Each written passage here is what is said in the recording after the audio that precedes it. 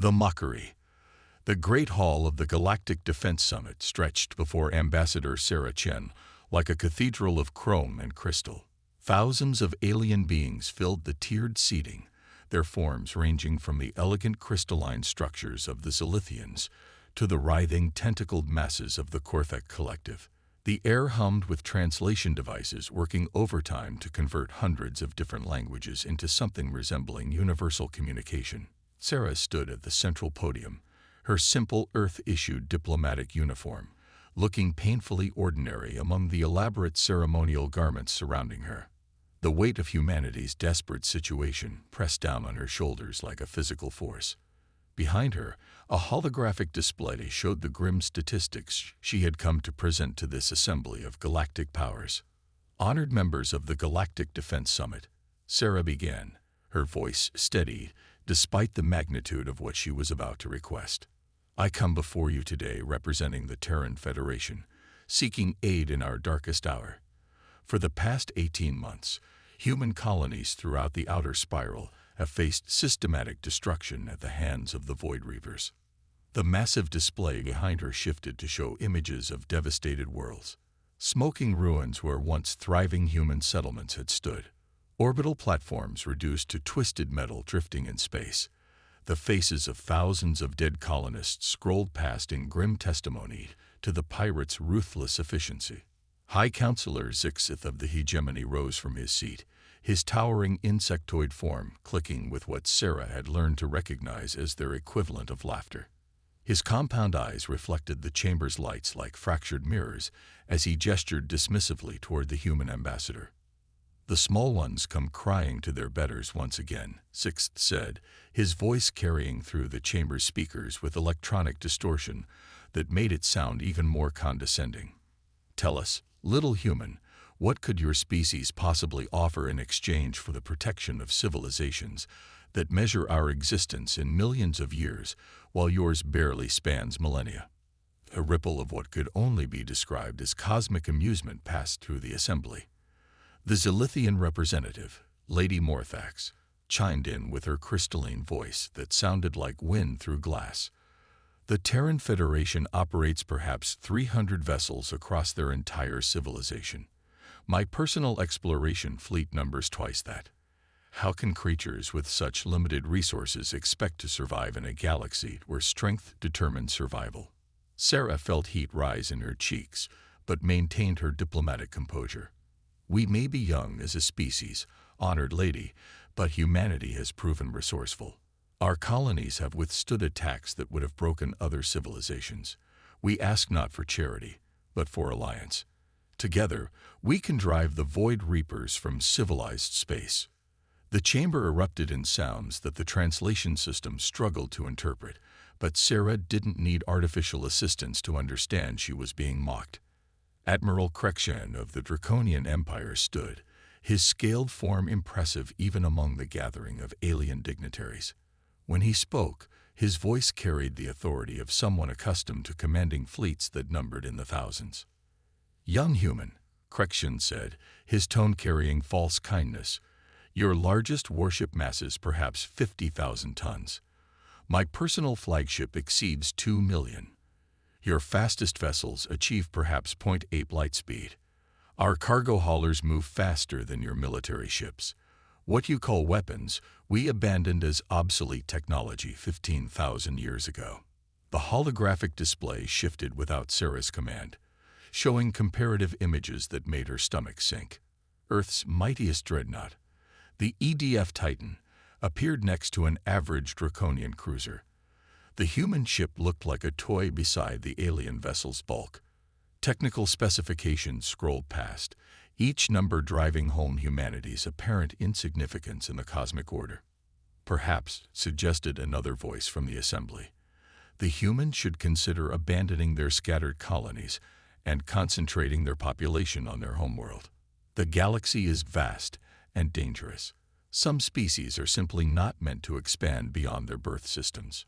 Sarah's hands clenched at her sides. She thought of the colonies under attack at this very moment. Haven Colony, where Captain Alina Vasquez and her defense force were probably fighting desperately against impossible odds. New Geneva, where her own brother served as a colonial administrator. Humanity's children scattered across the stars, all of them vulnerable to predators, while their supposed galactic neighbors debated whether they were worth saving. "We understand the risks," Sarah said, her voice growing stronger. "But humanity will not retreat. We will not abandon our people to murderers and pirates. If you will not help us, we will find another way."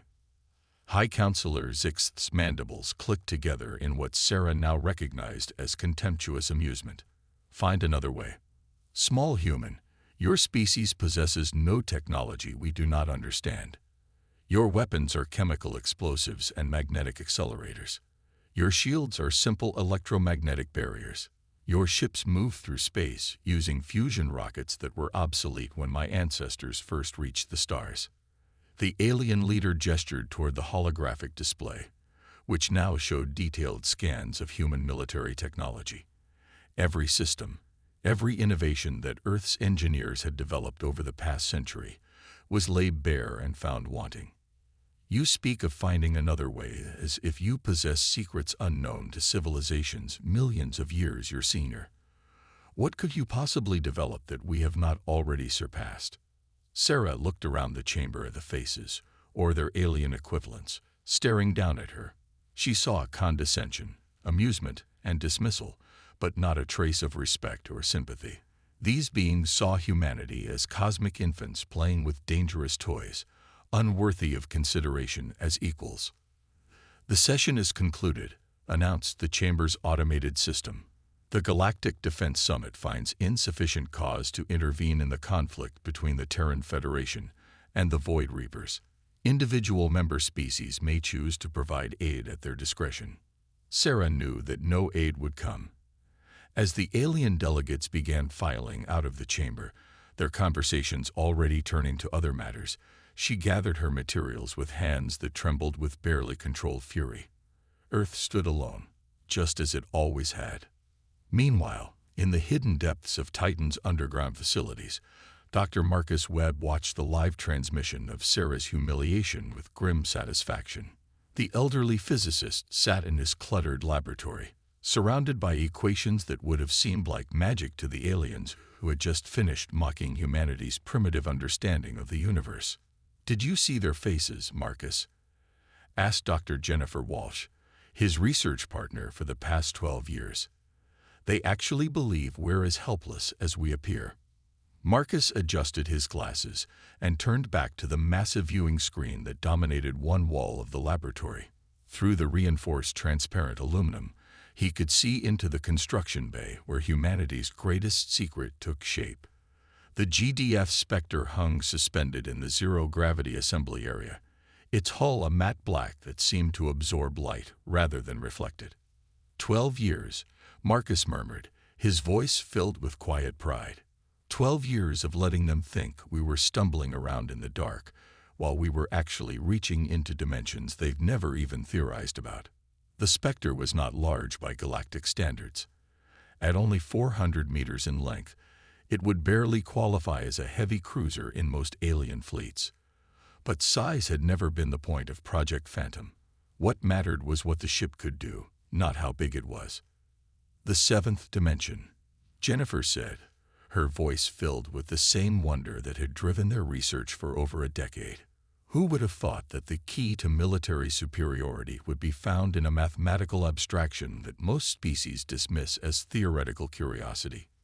Marcus smiled, remembering the breakthrough that had changed everything. It had been Dr. Elizabeth Hawthorne, working alone in her laboratory on Luna, who had first detected the dimensional resonance patterns that suggested the seventh dimension was not just theoretical but accessible. The discovery had been shared only with the most classified levels of Earth's government, and the response had been immediate and dramatic. Commander Cross reports that the Spectre's phase drive is operating at 100% efficiency. Jennifer continued, reading from her tablet. Dimensional transition time is down to 3.7 seconds. The phase cannons have exceeded all performance expectations. Marcus nodded, his eyes never leaving the sleek form of humanity's first dimensional warfare vessel. The technology incorporated into the Spectre represented advances that the galaxy's established civilizations would not achieve for thousands of years, if ever. While they had focused on building bigger ships with more powerful conventional weapons, humanity had taken an entirely different approach. The beauty of it, Marcus said, is that they're not even wrong about our conventional capabilities.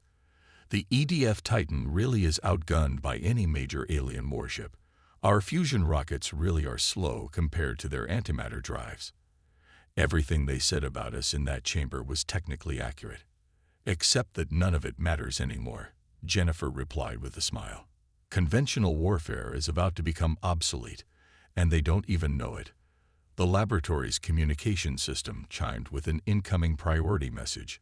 Marcus accepted the transmission, and Commander David Cross's face appeared on the central screen. The commander looked exactly like what he was, a career military officer who had volunteered for humanity's most dangerous assignment.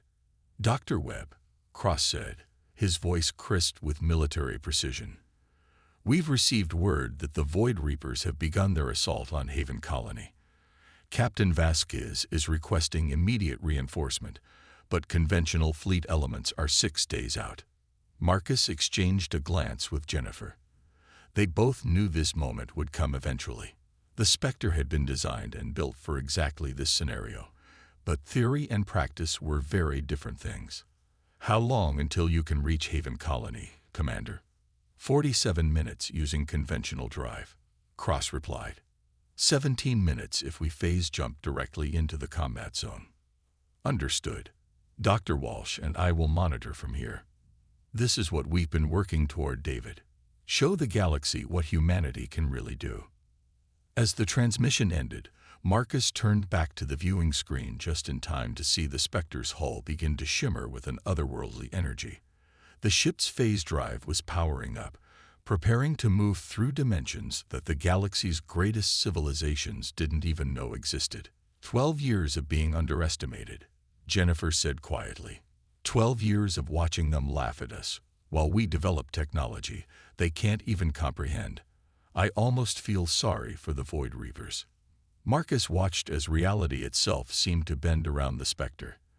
The ship flickered, becoming translucent, then transparent, then gone entirely.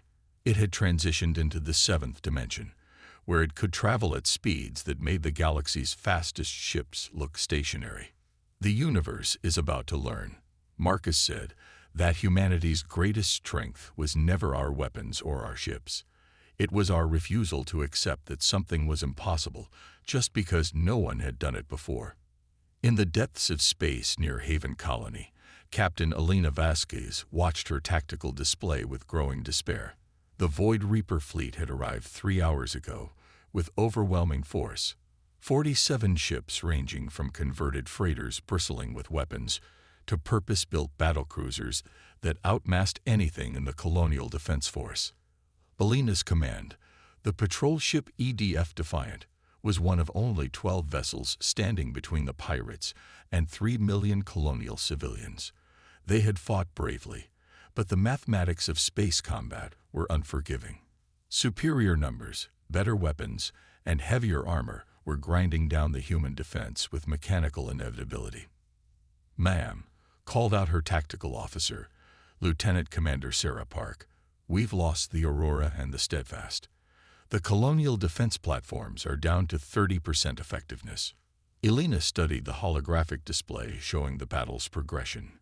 Red icons representing destroyed human vessels far outnumbered the few Void Reaper ships they had managed to damage. The pirates were taking their time, systematically destroying the colonial infrastructure while herding the surviving human ships into an ever-tightening trap. "Status on civilian evacuation?"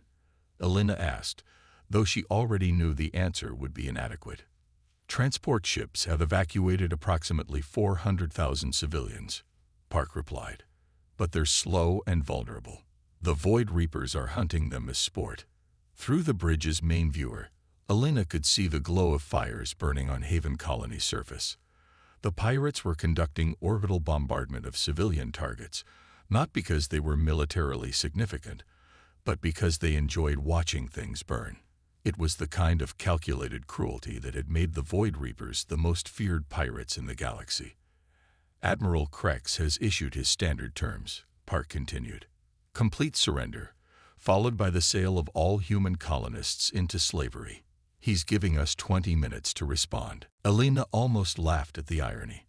Less than 6 hours ago, she had watched Ambassador Chen's humiliation at the Galactic Defense Summit. The alien civilizations that could have easily destroyed the Void Reapers had refused to help, dismissing humanity as too primitive to deserve assistance. Now those same humans were about to become slaves because their protectors couldn't be bothered with such minor problems. "Ma'am," called out the sensor operator, "I'm reading something unusual. There's a massive energy signature appearing on long-range scanners." Elena turned toward the sensor station, hoping against hope that Earth Command had somehow managed to deploy reinforcements ahead of schedule. "What kind of signature?" "Unknown, ma'am. It's unlike anything in our database. The energy readings are enormous, but I can't get a visual confirmation. It's like something massive is there, but our sensors can't quite lock onto it." The bridge fell silent except for the constant chatter of tactical communications and damage reports. Alina stared at the sensor display, watching as something impossible began to take shape at the edge of the system. The readings showed a vessel of enormous size appearing from nowhere, its energy signature unlike anything in human or alien databases. "All ships," Alina broadcast on the general frequency, "unknown vessel approaching the combat zone. Identity and intentions unknown." The Void Reaper fleet had noticed the anomaly as well. Alina could hear Admiral Krex's guttural voice on the open channels, demanding information from his subordinates about the mysterious energy signature. For the first time since the battle began, the pirate fleet's methodical advance had paused. Then reality tore open like fabric, and something impossible stepped through. The ship that emerged from the dimensional rift was beautiful and terrifying in equal measure. Its hull was matte black, absorbing light rather than reflecting it, making it difficult to focus on directly. Strange angles and curves gave it an otherworldly appearance that hurt to look at for too long. It was not the largest ship in the system, but it commanded attention like a predator entering a room full of prey. "This is Commander David Cross of the GDF Spectre," came a calm voice over all frequencies. "Unknown vessels in the Haven Colony system. You are engaging human, civilian, and military targets without provocation. Withdraw immediately or face the consequences." Elena stared at her communications display in confusion. She had never heard of the GDF Spectre, and the ship's configuration didn't match anything in Earth's naval database. But the commander's accent was unmistakably human, and the timing of his arrival was too convenient to be coincidental. Admiral Krex's response came over the open channel, his voice dripping with contempt. "One ship against 47. You humans truly are as stupid as the galaxy believes. I am Admiral Krex of the Void Reapers. Your pathetic vessel will be destroyed, and your crew will watch as we burn every human world in this sector." "Admiral Krex," Commander Cross replied, his tone remaining perfectly calm, "you have been warned. Your decision to ignore that warning will be remembered as the last mistake you ever make." The revelation. The Void Reaper fleet moved into attack formation with the practiced efficiency of pirates who had terrorized the galaxy for decades. Admiral Krex's flagship, the Devastator, led the charge with its escort of battle cruisers spread in a classic envelopment pattern. They had destroyed hundreds of ships using these same tactics, and they saw no reason this encounter would be any different. Elena Vasquez watched from the bridge of the Defiant as the mysterious black ship hung motionless in space, apparently waiting for the pirates to come to it. The GDF Spectre showed no signs of defensive maneuvering, no attempt to gain tactical advantage, no indication that it understood the overwhelming odds it faced. "Ma'am," Lieutenant Commander Park said quietly, "should we move to support the unknown vessel?" Elena considered the tactical situation. The Defiant and the few surviving colonial defense ships were in no condition to affect the outcome of a battle between the mysterious newcomer and the entire Void Reaper fleet. Their weapons were nearly depleted, their shields were failing, and their hulls bore the scars of 3 hours of desperate combat. "Negative," Elena replied. "Hold position and monitor. I want to see what this Spectre is capable of before we commit our remaining forces." The first wave of Void Reaper ships opened fire when they reached optimal range. Plasma cannons, particle beams, and fusion missiles erupted from dozens of weapons platforms, creating a coordinated barrage that would have reduced any known warship to component atoms. The energy discharge was so intense that several of Elena's instruments temporarily overloaded from the electromagnetic interference. The weapons struck the Spectre's position with devastating accuracy. The space around the black ship became a maelstrom of destructive energy as the pirates poured everything they had into their target. Elena had seen orbital bombardments that were less impressive than the firepower being directed at the single human vessel. When the energy discharges finally faded, Elena expected to see nothing but debris drifting in space. Instead, the GDS Spectre hung unchanged in its original position, completely undamaged. Not just undamaged, untouched. There were no scorch marks on its hull, no signs that it had absorbed any energy at all. "Impossible." Admiral Krex's voice came over the communication channel, no longer confident but confused and angry. "Nothing could survive that barrage unchanged. What kind of shielding does that ship possess?" Commander Cross's response came with the same unflappable calm he had displayed throughout the encounter. "Admiral Krex, you cannot destroy what you cannot touch. The Spectre exists partially outside your three-dimensional understanding of space. Your weapons are impressive, but they can only affect targets that exist entirely in normal space." Elena stared at her sensor readings, trying to understand what she was seeing. The Spectre's energy signature was fluctuating in patterns that made no sense according to any physics she understood. The ship seemed to be shifting between different states of existence, sometimes appearing solid on sensors, sometimes becoming ghost-like and translucent. "Phase technology." Dr. Marcus Webb's voice came over a secure channel directly to Elena's command frequency. "Captain Vasquez, this is Dr. Webb at Titan Research Station. The GDS Spectre is humanity's first-dimensional warfare vessel. It can exist partially in the seventh dimension, making it immune to conventional weapons while maintaining the ability to affect targets in normal space." Elena's tactical training tried to process this information and failed. Ships that could exist in multiple dimensions simultaneously were the stuff of theoretical physics papers, not military hardware. "Dr. Webb, are you telling me that humanity has developed technology that allows ships to become intangible?" "Not intangible, Captain. Multidimensional. The Spectre can phase between normal space and the seventh dimension at will. When phased, it cannot be detected or damaged by conventional means, but it can still observe and target enemies in normal space." The implications hit Elena like a physical blow. If humanity possessed such technology, everything she thought she knew about galactic warfare had just become obsolete. More importantly, the alien civilizations that had dismissed humanity as primitive were about to receive a very unpleasant surprise. The Void Reaper fleet regrouped for a second attack, this time concentrating their entire firepower on the mysterious human ship. Admiral Krex was screaming orders at his subordinates, demanding explanations for how their target had survived the first barrage. The pirates launched everything they had: antimatter torpedoes, quantum disruptors, gravity bombs, and exotic energy weapons that could crack planets. Once again, the weapons passed through the Spectre's position without effect. The ship flickered between visibility and transparency, existing in a state that made conventional warfare meaningless. Elena watched in fascination as humanity's secret weapon demonstrated technology that surpassed anything the galaxy had ever seen. "Your turn," Commander Cross said simply. The Spectre's weapons fired for the first time, and Elena understood immediately why the ship had been confident enough to face an entire fleet alone. The phase cannons that emerged from the black ship's hull were unlike any weapon system in known space. They fired beams of energy that existed partially in the seventh dimension, allowing them to bypass shields and armor that were designed to deflect three-dimensional attacks.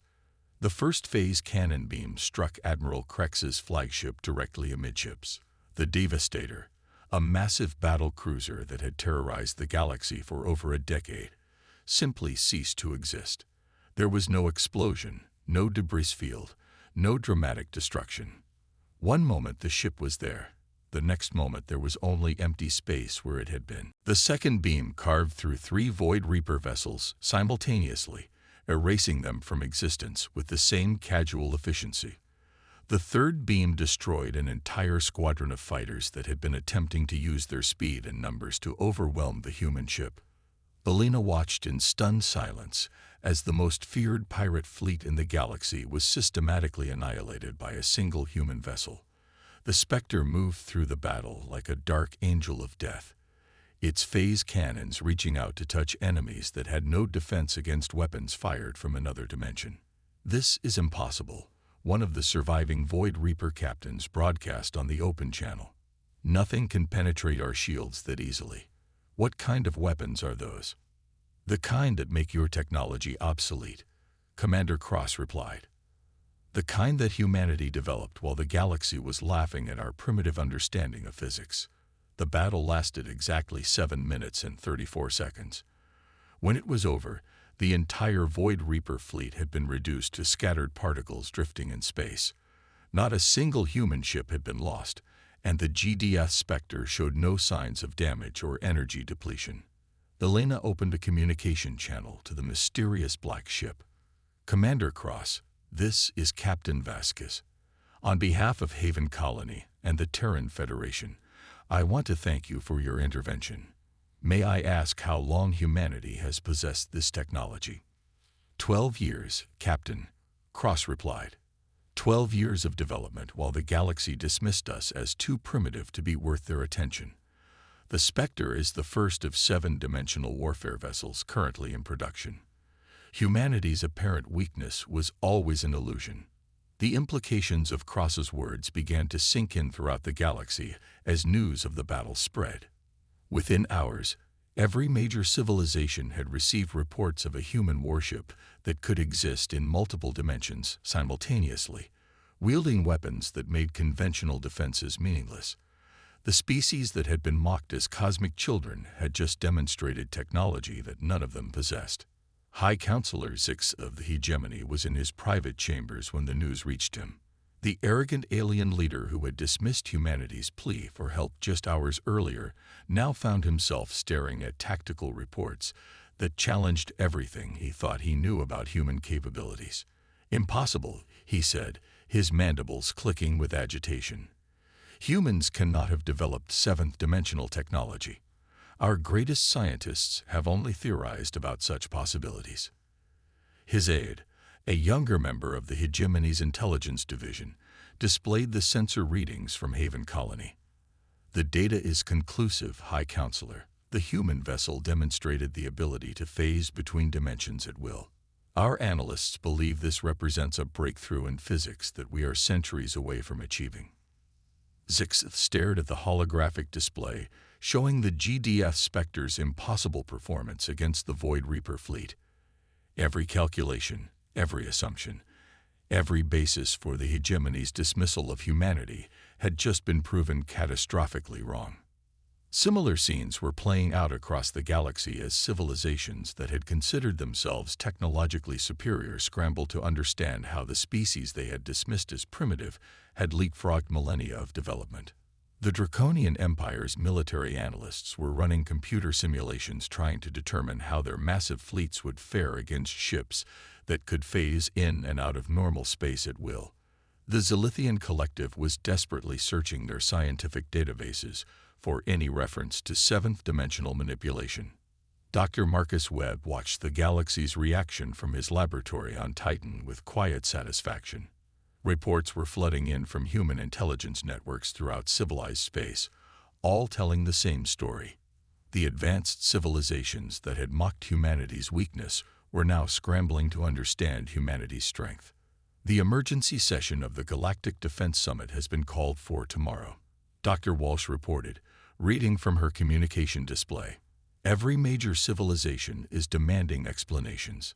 They want to know how many dimensional warfare vessels humanity possesses and what our intentions are. Marcus smiled, remembering the condescension and mockery that Ambassador Chen had faced just 24 hours earlier. I think it's time for Sarah to have another conversation with our galactic neighbors. But this time, she'll be speaking from a position of strength rather than desperation. The Great Hall of the Galactic Defense Summit looked exactly as it had the day before, but the atmosphere was completely different. The same alien beings occupied the same seats, but their expressions of casual superiority had been replaced by uncertainty and barely concealed fear. Ambassador Sarah Chen stood at the same podium, where she had been humiliated less than 24 hours earlier, but now every eye in the chamber was focused on her with respectful attention. Honored members of the Galactic Defense Summit, Sarah began, her voice carrying a confidence that had been absent from her previous appearance. I have returned to discuss humanity's role in galactic security, as several of you have requested. High Counselor Zixith was the first to speak, his tone dramatically different from the condescension he had displayed the day before. Ambassador Chen, the hegemony wishes to formally apologize for any misunderstanding that may have occurred during yesterday's proceedings. We were clearly operating under incomplete information regarding humanity's technological capabilities. Sarah allowed herself a small smile. Indeed, High Counselor, it seems that several assumptions about human development were incorrect. I trust the destruction of the Void Reaper fleet has provided some clarification. Admiral Krekshin of the Draconian Empire leaned forward in his seat, his scaled features showing the kind of respectful interest that military officers reserve for truly dangerous opponents.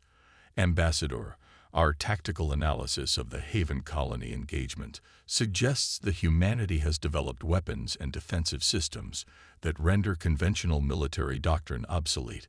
We would be interested in discussing potential collaboration in this area.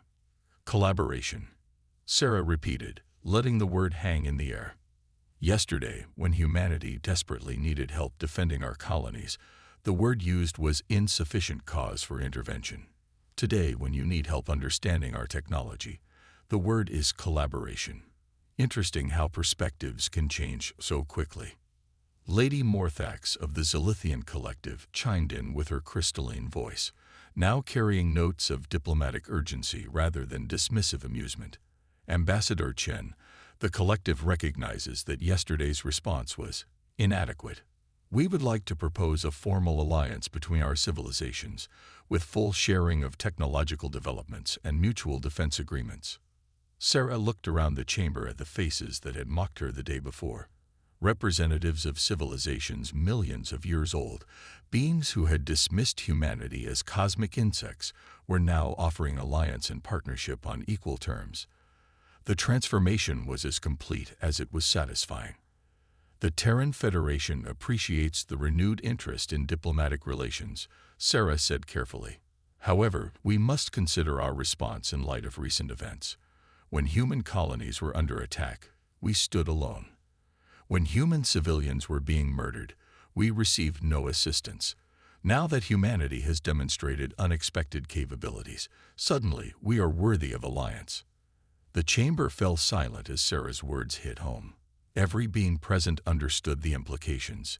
Humanity had been underestimated, dismissed, and abandoned when they were weak. Now that they had proven their strength, the same civilizations were eager to curry favor.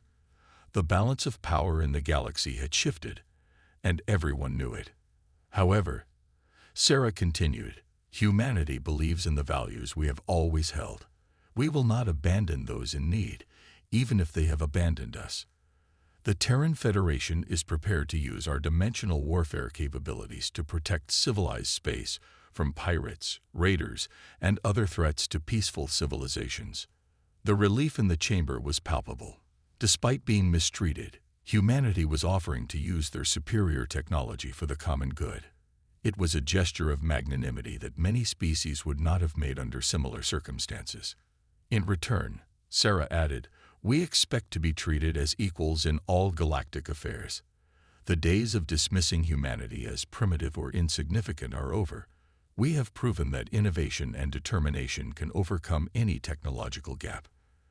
The galaxy has learned that underestimating humanity is a mistake no one should make twice. High Counselor Zixith stood and performed the formal bow that his species reserved for acknowledged equals. The hegemony accepts these terms and looks forward to working with humanity as true partners in galactic civilization. One by one, the other representatives followed suit, offering formal recognition of humanity's new status. The species that had laughed at Earth's primitive technology were now eager to learn from human innovation. The civilization that had been dismissed as cosmic children had become the galaxy's newest power. As the session concluded and the alien delegates filed out to report to their home governments, Sarah remained at the podium, savoring the moment. Humanity had faced its darkest hour alone and emerged stronger for the experience. The galaxy would never underestimate them again. In the hidden depths of Titan, Dr. Marcus Webb watched the proceedings with quiet pride. 12 years of secret development had paid off beyond his wildest dreams. Humanity's mastery of seventh-dimensional physics had not only saved their colonies, but had fundamentally altered the balance of power in the galaxy. The universe had learned a valuable lesson. Never judge a species by their apparent limitations. Innovation, determination, and the refusal to accept impossibility could overcome any technological disadvantage. Humanity had been laughed at for their primitive understanding of physics, but their willingness to explore new possibilities had given them capabilities that ancient civilizations couldn't match. The age of human expansion was just beginning, and the galaxy would never be the same.